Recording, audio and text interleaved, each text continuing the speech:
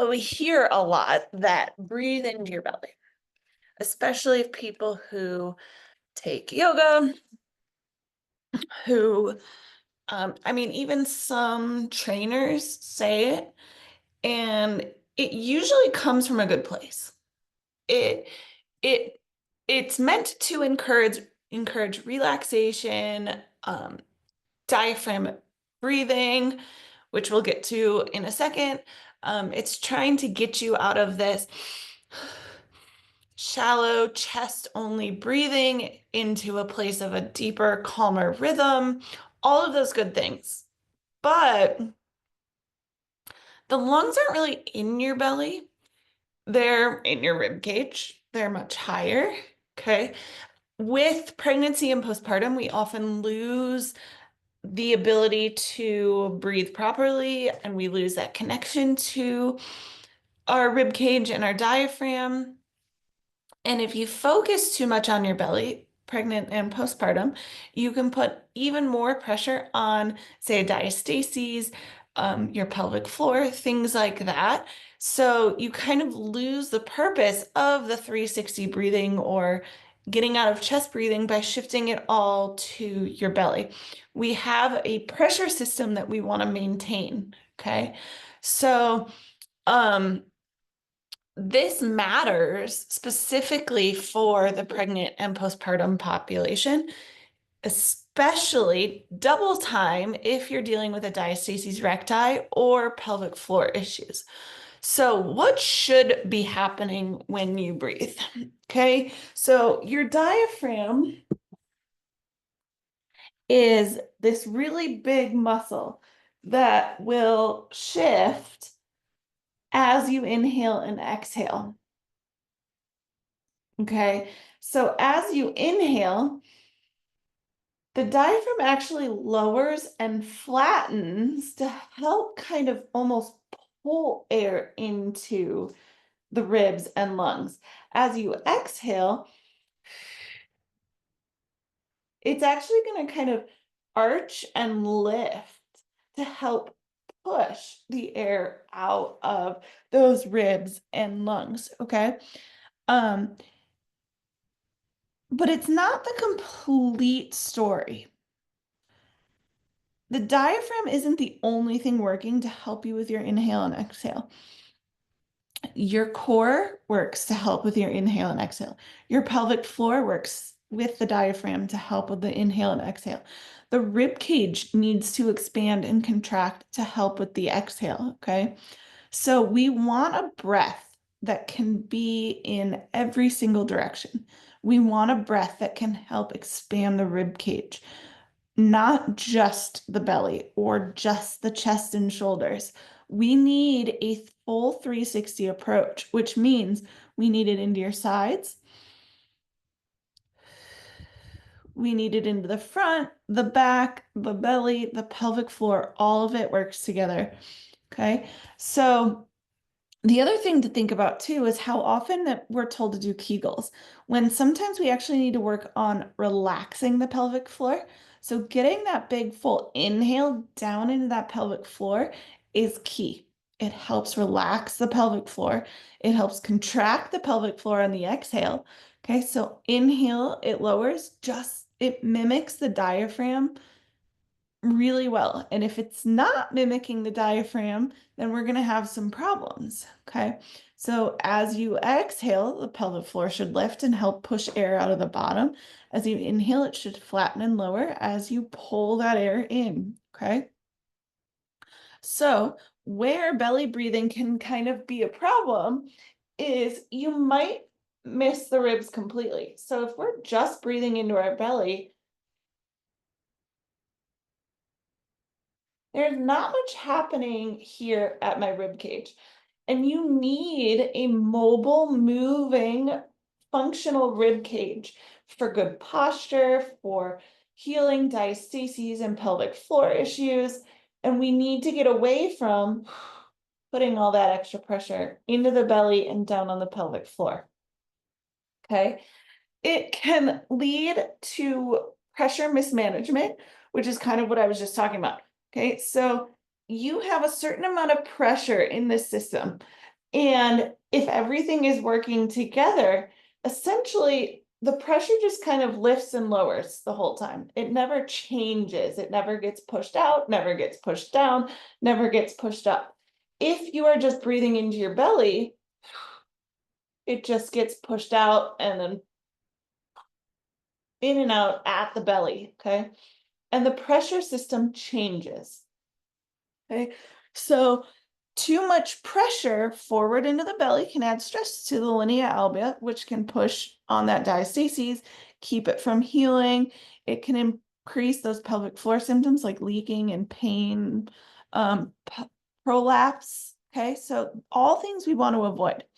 And you might unintentionally shut down your core. Your core helps with your exhale and your inhale. And pregnancy already puts a strain or issues on the core and prevents it from working fully. So you now add this belly breathing cue and you're shutting it down even more, which is what we don't want.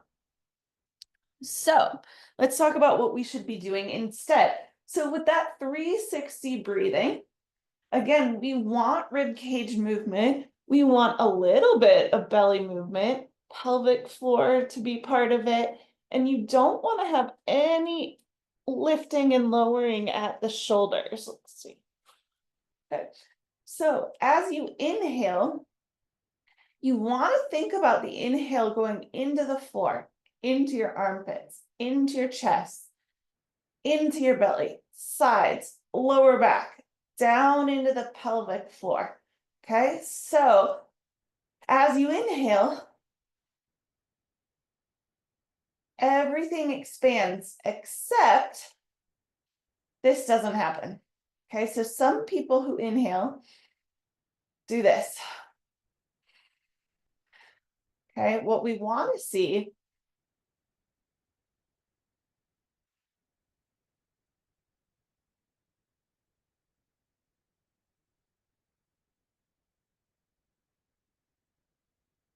so everything expands evenly. So if I were even to sit up, you can watch my sides. So again, it's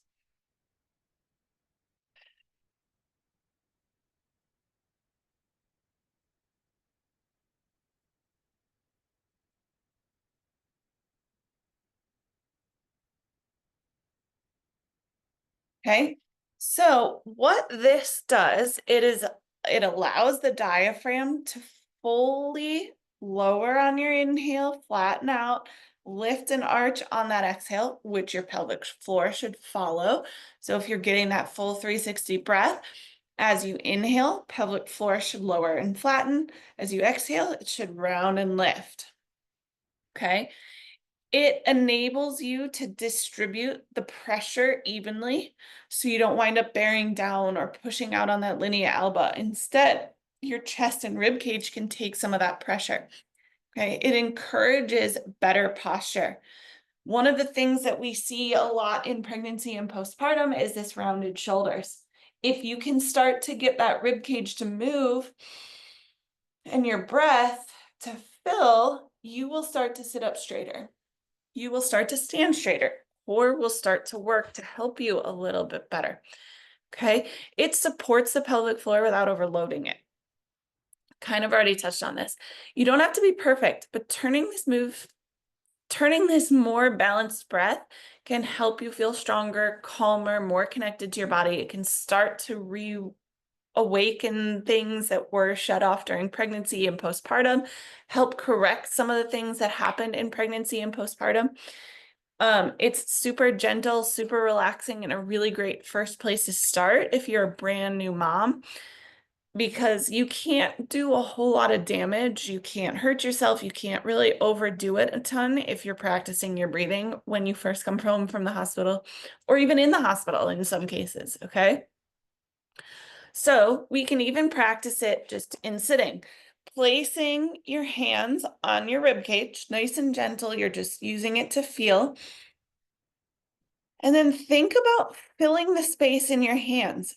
let your thumb expand, your fingers expand into your elbows, okay? And then as you exhale, feel it shrink away.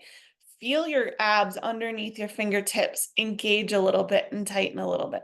Feel the ribs go back to a nice tight position. So big inhale through your nose. Big audible exhale through your mouth, like you're breathing through a straw. Okay, I like doing it lying down as well because you can feel your breath into the floor. Okay, you want a little bit in your belly, a little bit in the lower back. Think about filling the pelvis with air, letting that pelvic floor relax. And then you want to actually start your exhale from the pelvic floor. So your inhale starts from the nose, and picture the air filling your lungs, the top of your lungs, your rib cage expanding all through here, continuing to fill into those lower lungs, lower rib cage, continuing to fill into the belly, the lower back, and then finally filling the pelvis with the rest of your air.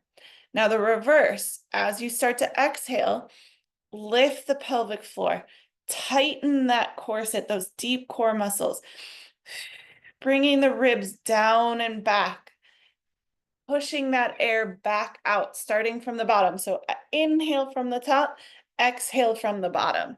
Okay. Start gently and just trying to get the movement, the feel of it, the imagery, and slowly, slowly, you can start increasing the pressure.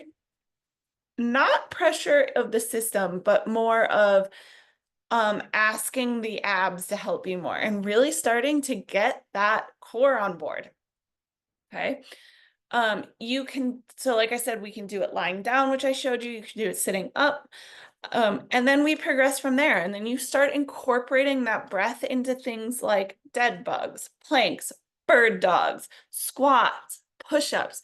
You get the idea, okay? So we're progressing. We're using this as a foundation, and then we're starting to add it into other things. Picking up your kids, cleaning up the toys, all of that good stuff starts to be incorporated with that breath, okay? So you can always think about inhaling before you go to pick up the toy, exhale as you lift it and stand back up. When you're doing abs, okay, it's a great way to really make sure you're connecting to the core. Okay, so belly breathing is not, or the cue breathe into your belly is not totally wrong, but we can definitely improve it. It's not the full picture, so we want to get the full picture. And if you've been told that cue and it didn't feel quite right, that's okay. You're not doing anything wrong. You just deserve a little bit of a better tool. So that's what I'm trying to give you. I know that you can look up 90/90 breathing on my YouTube channel, Instagram, website, reach out to me. I can give you some tips and tricks to help improve it. If you're working on your core and healing from birth or pregnancy, or just trying to feel stronger and more stable, how you breathe matters. It is incredibly important. I know a lot of people are like, I don't have time to practice breathing. I breathe every day. But do you have time for a diastasis? Do you have time for back pain? What about leaking when you cough and sneeze? If you are leaking when you cough and sneeze, practicing that breath can teach you how to cough and sneeze better and avoid that pressure down on the pelvic floor. Okay. So start by ditching the belly breathing cue and focus on a 360 breathing rib expansion instead. Your core and your pelvic floor will thank you, and it will start to be a core exercise. Again, if you want a personalized help figuring out how to integrate it, let me know. I do that in my one-on-one programs. We go through an assessment. We assign you the proper exercise. Make sure you know how to breathe right. Or again, check out the rest of the YouTube channel, check out my Instagram, and you can search for breathing. Okay, I have lots all about it. I have lots of videos for you. So check it out. If you have questions, let me know. You can email me at jen@momsfitlife.com. I look forward to seeing you guys all next time, and have a great rest of your weekend. Bye, everybody.